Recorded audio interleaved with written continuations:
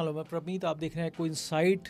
आज की वीडियो को आखिर तक ज़रूर देखना, क्योंकि आज की वीडियो बहुत सारे भाजपा के लोगों को भी अच्छी नहीं लगेगी, कांग्रेस के लोगों को भी अच्छी नहीं लगेगी और विपक्षी पार्टियों को तो बिल्कुल अच्छी लगेगी नहीं।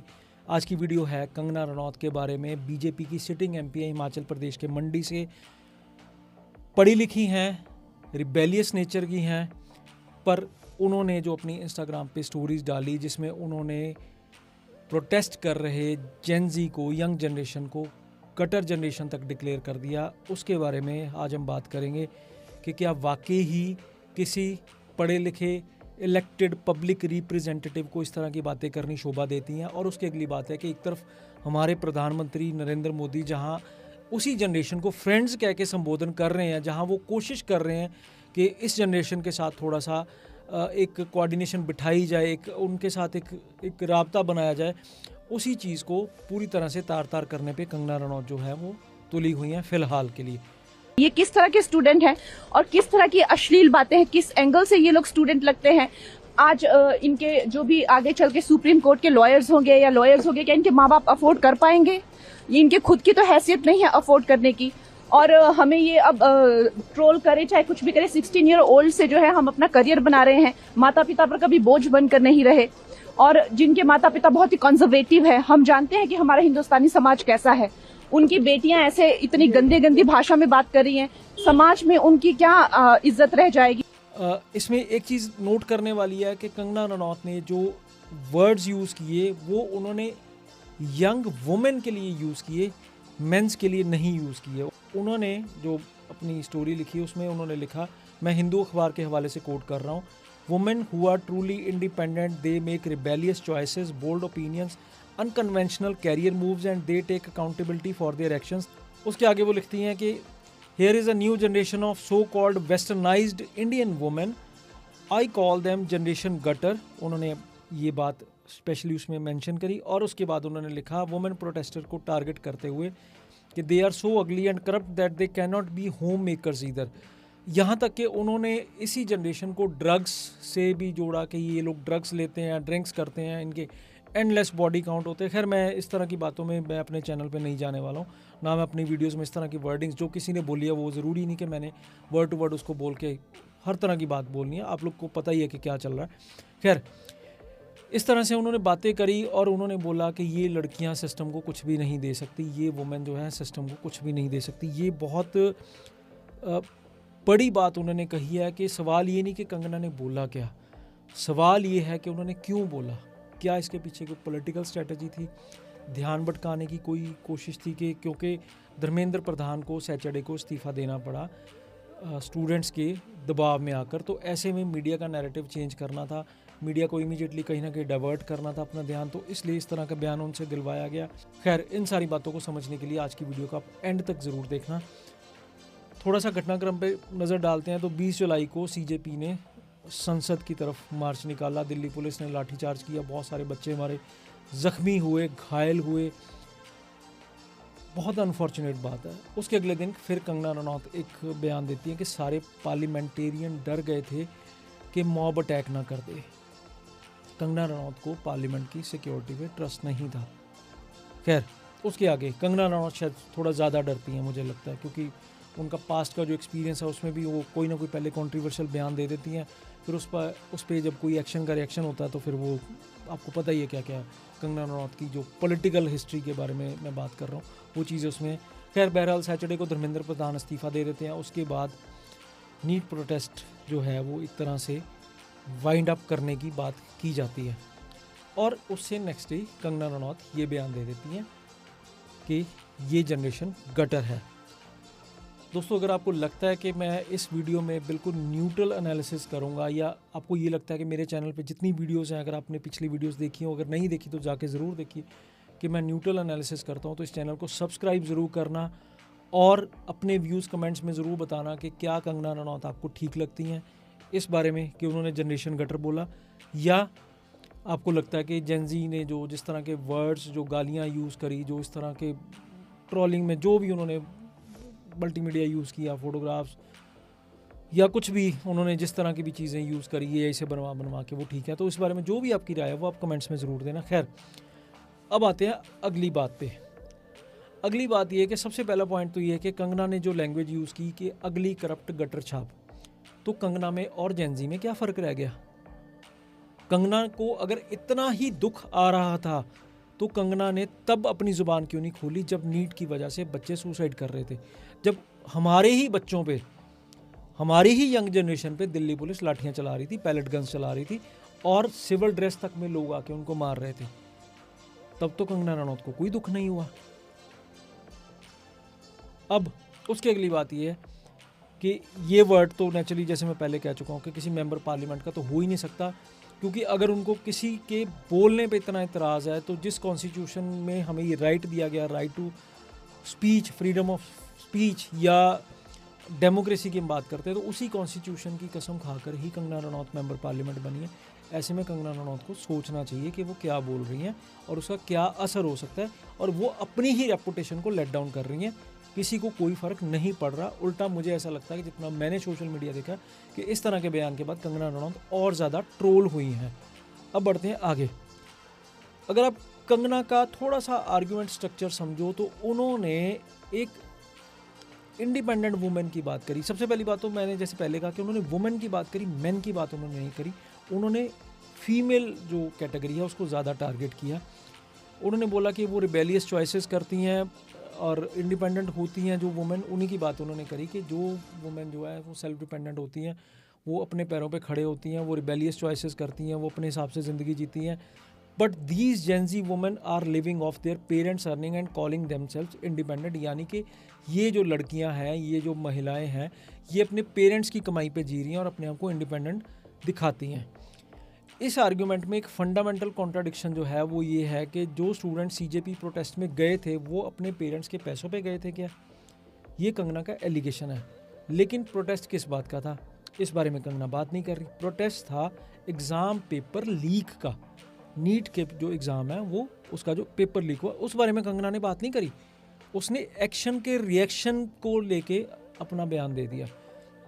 अब ये स्टूडेंट्स पढ़ रहे थे, ये स्टूडेंट्स गवर्नमेंट जॉब की भी तैयारी कर रहे थे, ये स्टूडेंट्स जो है वो सिस्टम से अपनी अकाउंटेबिलिटी भी मांग रहे थे। और अगर ये स्टूडेंट्स फिलहाल सिस्टम को कुछ दे नहीं पा रहे तो इसका मतलब ये नहीं कि ये लोग नीट या यूपीएससी की तैयारी ना करें। तो क्या एग्जैक्ट सिस्टम में कंट्रीब्यूट करने की कोशिश करना और उसके बाद पेपर लीक होना, ये दो अलग अलग बातें नहीं हैं? क्या कंगना रनौत ने अपनी ही सरकार के मंत्री से पूछा जाके कि आप शिक्षा मंत्री थे, आपके शिक्षा मंत्री रहते हुए ये पेपर लीक हुआ, इतने बच्चे सुसाइड कर गए, इतने बच्चों को सारे काम छोड़ के, अपनी पढ़ाइयाँ छोड़ के जंतर मंतर पे आना पड़ा, उनको पुलिस की लाठियाँ खानी पड़ी, क्या आप अकाउंटेबल नहीं हैं?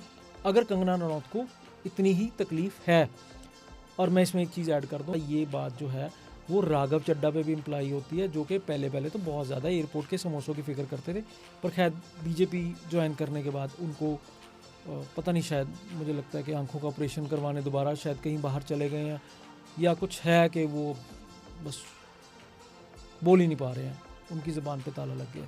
खैर मुद्दे पे वापस आते हैं। अब उसके नेक्स्ट पॉइंट ये कि जो सबसे इंटरेस्टिंग है वो ये कि कंगना ने एक तरह से डिपार्ट करने की कोशिश करी वुमेन को। उन्होंने बोला कि ये लोग होम मेकर्स नहीं बन सकते, ये इनके बॉडी काउंट्स की बात करी, मतलब पता नहीं क्या क्या उन्होंने रबिश बोला, मैं उस बारे में बात नहीं करूँगा। तो ये भी एक सोची समझी साजिश है, एक सोची समझी रणनीति के तहत उन्होंने बोला। आगे बढ़ने से पहले मैं आपको एक चीज़ बिल्कुल क्लियर कर देता हूँ कि ना तो मैं कंगना रनौत की तरफ हूँ, ना मैं स्टूडेंट्स की तरफ हूँ। मैं बिल्कुल न्यूट्रल एनालिसिस कर रहा हूँ। स्टूडेंट्स की तरफ मैं था, बिल्कुल था, जब तक ये प्रोटेस्ट चल रहा था, सब कुछ था। पर जो जिस तरह की वर्डिंग्स हमने सोशल मीडिया पे स्टूडेंट्स की तरफ से देखी गई हैं, बोली, मैं उसका समर्थन बिल्कुल नहीं करता, मैं बिल्कुल कोई सपोर्ट नहीं करता। खैर आगे आते हैं। अब थोड़ा सा इसको गहराई से देखें तो एक आपको पैटर्न दिखेगा। पैटर्न क्या दिखेगा कि ये पैटर्न बीजेपी की तरफ से चलाया गया कि जब भी कोई कॉन्ट्रीवर्शियल स्टेटमेंट आता है भारतीय जनता पार्टी की तरफ से तो वो ज़्यादातर वुमेन एमपीज़ की तरफ से आता है। आजकल कंगना रनौत की तरफ से आ रहा है, इससे पहले हेमा मालिनी भी कभी कभी कोई ना कोई कॉन्ट्रीवर्शियल स्टेटमेंट्स देती रही हैं, स्मृति ईरानी भी ऐसा ही कुछ ना कुछ करती रही हैं। तो ये पैटर्न डिज़र्व करता है कि इसके बारे में बात की जाए। थोड़ी सी वीडियो लंबी ज़रूर होगी पर आप एंड तक देखना ज़रूर। सबसे पहली बात तो ये कि ये पर्सनल एक फ्रस्ट्रेशन मुझे दिखाता है कंगना रनौत की, क्योंकि उन्होंने अपना पूरा कैरियर जो है वो एक टैग के साथ निकाला। एक उन्होंने टैग लाइन रखी कि I am a rebellious women. अब वो रिबेलियस वुमेन उन्होंने बन के बॉलीवुड में अपनी आइडेंटिटी बनाई। जेनजी वुमेन को वो देख रही हैं कि बहुत कम एफर्ट में ये लोग तो बड़े पॉपुलर हो गए हैं। गोदी मीडिया भी जो है उसको भी ये डायरेक्ट टारगेट कर रहे हैं हर तरह की, मतलब जो भी उसने कंगना रनौत ने इसमें करा वो आपको पता ही है। अब वो सेम रिबेलियस नेचर जो है जब वो किसी और में देख रही हैं, जो जेनजी में देख रही हैं, तो वो कंगना रनौत को कहीं ना कहीं वो चीज़ हजम नहीं हो रही है। उसकी अगली थ्योरी है कि इसकी पॉलिटिकल कैलकुलेशन क्या। पॉलिटिकल कैलकुलेशन की अगर हम बात करें तो पहले प्रोटेस्टर्स को कॉकरोच बोलो, उसके बाद उनको प्यूक इंड्यूसिंग बोलो, फिर उनको जनरेशन गटर डिक्लेयर कर दो, और उसके बाद ये बात जब एस्केलेशन में जाती है, जब डेलिबरेटली एस्केलेट ये चीज़ होती है, तो बीजेपी के अंदर जो कंगना रनौत है जिनकी की पोजीशन बिल्कुल ही अलग है, वो भी शायद मतलब मुझे लगता है वो नॉन बायोलॉजिकल वाली बात उन पे भी लागू होती है। खैर, तो वो हार्ड राइट कल्चरल वॉरियर का रोल प्ले करने के मोड में आ जाती हैं, और हर एक पार्टी को इस तरह की कोई ना कोई पर्सनैलिटी चाहिए होती है जो कि कुछ ना कुछ ऐसा करे ताकि ध्यान दूसरी तरफ डाइवर्ट हो। अब डिस्ट्रैक्शन की हम बात करके हटे हैं कि ध्यान दूसरी तरफ डाइवर्ट हो, उसी चीज़ पे तीसरी चीज़ आती है कि धर्मेंद्र प्रधान का इस्तीफ़ा हो गया, उनको इस्तीफ़ा देना पड़ा। हालांकि उनके इस्तीफ़े से कहीं पे भी ये नहीं लगता था कि उनको मजबूरी में इस्तीफ़ा देना पड़ा, बट चलो खैर, इस्तीफ़ा तो देना तो पड़ा ही है। तो उस चीज़ से ध्यान भटकाने के लिए नेशनल मीडिया का या गोदी मीडिया का कंगना ने इस तरह का बयान दे दिया ताकि सारा जो मुद्दा है वो उनकी तरफ डाइवर्ट हो जाए। अब ये चीज़ें जो हैं इनको आप समझ के देखो कि बीजेपी का जो एक वॉर रूम है वो किस तरह से चलता है, किस हद तक चलता है। मतलब उन्होंने एक बयान इस तरह से दिलवाया कि एक पूरा जो अटेंशन है वो दूसरी तरफ शिफ्ट हो गई, मीडिया की, लोगों की, जेनजी की। अब आगे थोड़ी सी बात हम कर लेते हैं कि इसके बारे में अलग अलग मेंबर पार्लियामेंट्स ने क्या क्या रिएक्शंस दिए। एक वीडियो आप अपनी स्क्रीन पे देख रहे हैं, रेणुका चौधरी कांग्रेस की मेंबर पार्लियामेंट है, उन्होंने क्या कहा पहले तो आप ये सुनिए। और ये गटर से जो निकले हैं खुद वही तो पहचान सकते हैं कि गटर से कौन आए कौन नहीं आए। बहुत अफसोस की बात है, एक महिला होते हुए ऐसी लिख रही है और ये सोचती है कि इसके वजह से उनकी तारीफ होगी और ये पार्लियामेंट में ये सरकार इनकी साथ देगी। बहुत जल्दी समझ में आएगी महिलाओं के साथ भाजपा क्या करती है। उसके बाद अगली बात ये है कि उसके आगे महुआ माझी जो जेएमएम की एमपी हैं, उन्होंने कहा कि कंगना की बातों पे ध्यान नहीं देना चाहिए, वो हमेशा ऐसी ही बातें करती रहती हैं। उसके बाद कांग्रेस के ही गुरजीत औजला हैं पंजाब से, वो कहते हैं कि वो इंडिया के लोगों, देश या सिटीज़न के बारे में सीरियस कभी है ही नहीं है। अफजल अंसारी जो समाजवादी पार्टी से, वो कहते हैं कंगना रनौत के बयान के बारे में कि अब रहने दीजिए, हम उसके बारे में कुछ नहीं कहना चाहते। उसके बाद उन्होंने एक वर्ड बोला था, मैं वो वर्ड यहाँ नहीं बोलूँगा, आप गूगल कर लेना, आपको पता लग जाएगा। खैर, अब ध्यान देने वाली बात यह कि बीजेपी की तरफ से जब कोई इसको लेके बड़ा रिस्पांस नहीं आया, ना कोई डिफेंस हुआ, ना कोई कंडेमिनेशन आई, तो क्या हम मान लें कि कंगना रनौत जो है वो प्रधानमंत्री से भी ऊपर की बात चल रही है, या प्रधानमंत्री के पैरेलल चल रही हैं, या वो प्रधानमंत्री को बताना चाहती है कि मुझे नहीं फ़र्क पड़ता कि आप उस जनरेशन को दोस्त बनाना चाहते हैं कि नहीं, मेरी नज़र में वो जनरेशन गटर है। तो क्या ये कहीं ना कहीं बीजेपी के अंदर ही कॉन्ट्राडिक्टी नहीं शुरू हो गई? इस बारे में भी आप अपनी राय कमेंट्स में ज़रूर दीजिए। सियासी लाइफ में इस तरह की बातें, इस तरह के बयान बहुत लंबे समय तक पीछा करते हैं लोगों का, क्योंकि कंगना रनौत के पास अगर उन्होंने पॉलिटिक्स में ही रहना है तो एक बहुत लंबा कैरियर है, और इस तरह की चीज़ें बहुत दूर तक उनका पीछा करेंगी। सालों तक भूत की तरह चिपके रहते हैं ऐसे बयान अक्सर पॉलिटिशियंस के पीछे पीछे। कंगना ने चाहे जिस मर्जी इंटेंशन से बोला, बीजेपी के लिए वो ये स्टेटमेंट 2029 से पहले एक और लायबिलिटी बन चुकी है।